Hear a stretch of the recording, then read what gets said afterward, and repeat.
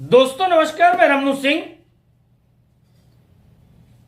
आप अगर किसी भगवान में आस्था रखते हैं,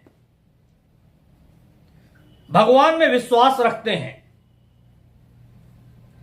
तो आप मंदिर जाएंगे, भगवान की सेवा करेंगे। ठीक इसी प्रकार अगर कोई नेता अपने राजनीतिक दल में आस्था रखेगा, विश्वास रखेगा, तो वह पहले अपने दल की मर्यादा को देखेगा, इसके बाद जनता की सेवा को देखेगा। वर्तमान राजनीतिक दौर में मैं देख रहा हूं, किसी अधिकांश बड़े नेताओं की कोई आस्था अपने राजनीतिक दल में रही नहीं गई है।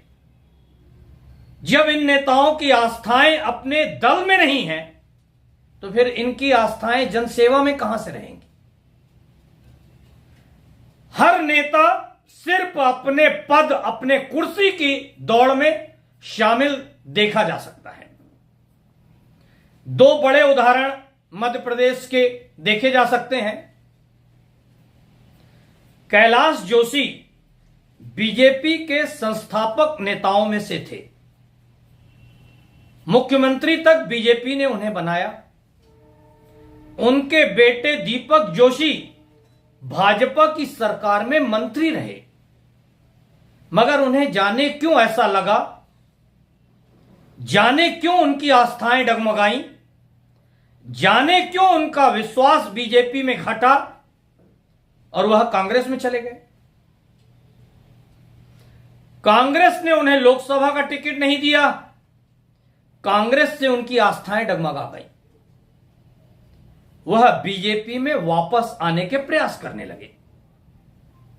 बीजेपी ने यह कहकर मना कर दिया कि जो भी कैंडिडेट बीजेपी छोड़कर गया है और अन्य दल से बीजेपी कैंडिडेट के खिलाफ चुनाव लड़ा है, उसे हम बीजेपी में वापस नहीं लेंगे। शायद यह नियम तब तक है जब तक बीजेपी ज्वाइन करने में लोगों की भीड़ मची हुई है। जैसे ही यह भीड़ घटेगी, बीजेपी सबको घर से बुला बुला के बीजेपी में शामिल करेगी। देखिएगा, ऐसा भी होगा। दूसरा, श्रीनिवास तिवारी परिवार घोर कांग्रेसी। उनके पुत्र सुंदरलाल तिवारी कांग्रेस से विधायक, सांसद बने, मगर श्रीनिवास तिवारी परिवार के सिद्धार्थ तिवारी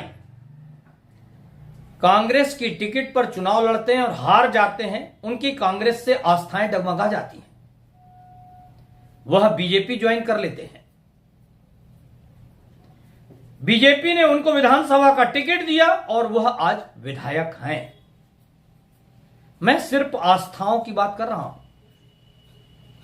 श्रीनिवास तिवारी को दादा श्रीनिवास तिवारी शायद दिग्विजय सिंह ने बनाया, वह भी इसलिए कि 10 साल की दिग्विजय सिंह सरकार में श्रीनिवास तिवारी विधानसभा के अध्यक्ष बनाए गए। सिद्धार्थ तिवारी ने जैसे ही कांग्रेस छोड़ा, बीजेपी ज्वाइन किया, उन्होंने पहला बयान दिग्विजय सिंह के खिलाफ दिया। मैं सिर्फ आस्थाओं की बात कर रहा हूं। दिग्विजय सिंह न कांग्रेस के मुखिया हैं एमपी में,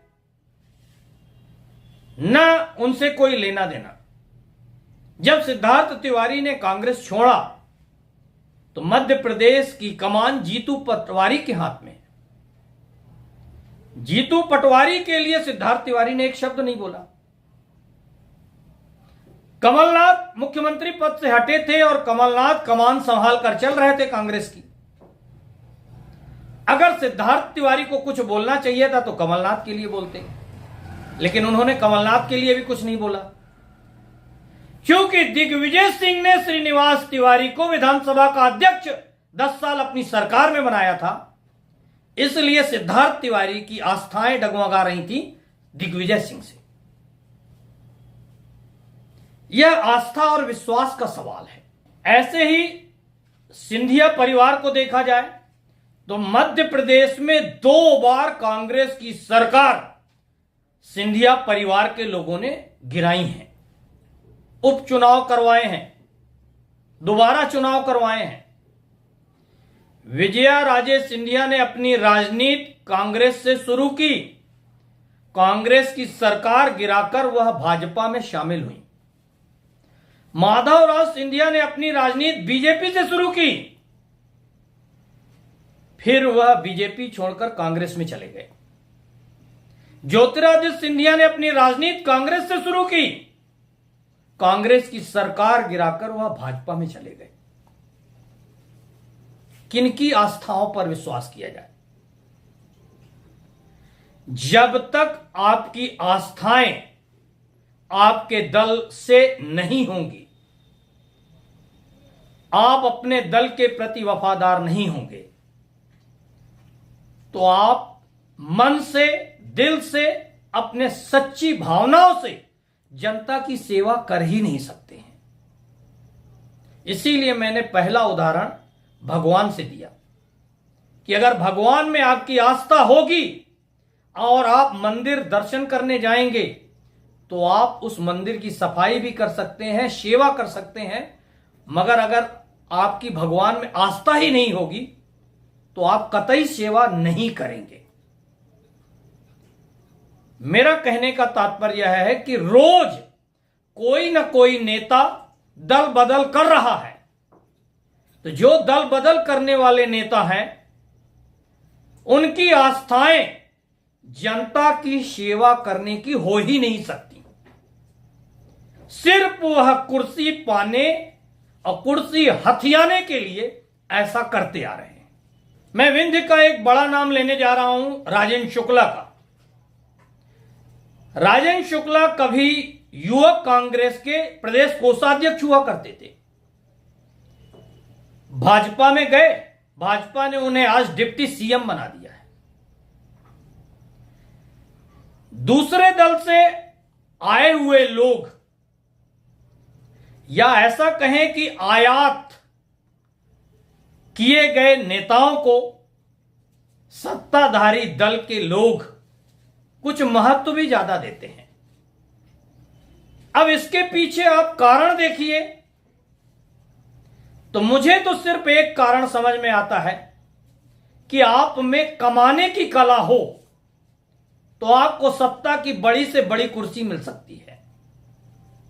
अब आप कहेंगे कि पैसा कमाने की बात, मैं कहूंगा नाम कमाने की बात।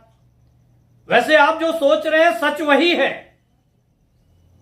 लेकिन मैं फिर भी कहूंगा कि नाम कमाने के लिए यह लोग, सत्ताधारी दल के लोग, आयातीत लोगों को ज्यादा महत्व देते हैं। दोस्तों, एक और उदाहरण से आप लोग समझने का प्रयास करिए। क्रिकेट मैच आईपीएल चल रहा है। आईपीएल मैच में धोनी और विराट कोहली की टीम आमने सामने थी।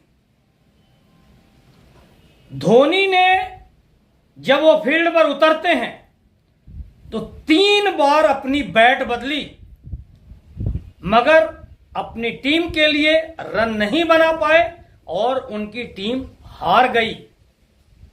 बैट बदलने से कुछ नहीं होगा।